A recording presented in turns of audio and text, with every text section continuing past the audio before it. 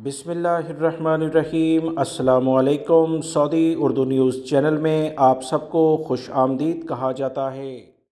दुनिया का कोई भी मुल्क हो, जराइम हर जगह होते हैं, मगर जराइम को कंट्रोल करने के लिए जो मुख्तलिफ इदारे काम करते हैं, अगर वो बर वक्त आवाम को इतला दे दें तो उससे जराइम में काफ़ी कमी हो जाती है।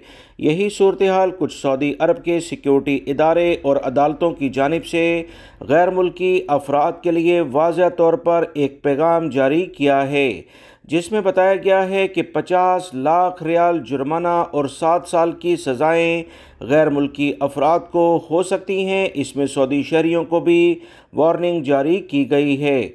मज़ीद तफसीलात मैं आपको शेयर करने से पहले एक बात बताता चलूँ कि सऊदी अरब के इदारे हर मुमकिन लेवल पर कोशिश करते हैं कि इतलात पहले शेयर की जाए ताकि अफराद एहतियाती तदाबीर इख्तियार करें और किसी जुर्म में मुलव्विस ना पाए जाएँ। ताज़ा तरीन जो इतलात आई हैं कि सऊदी पब्लिक प्रोसिक्यूशन ने कहा है कि फ़र्जी लेवल पर हज पैकेज के बारे में जो भी कोई सऊदी शहरी और गैर मुल्की अफराद धोखाधड़ी करेंगे और इस पर वो साबित हो गया कि इन्होंने यह हरकत की है, तो इन्हें 50 लाख रियाल जुर्माना और 7 साल की सज़ा सुना दी जाएगी।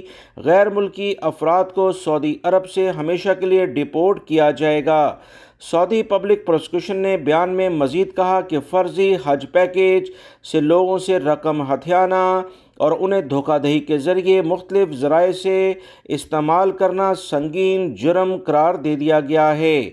ऐसे अफराद की गिरफ़्तारी लाजमी है। सऊदी अरब के सिक्योरिटी इदारे किसी भी लेवल पर ऐसे अफराद को नहीं बख्शेंगे।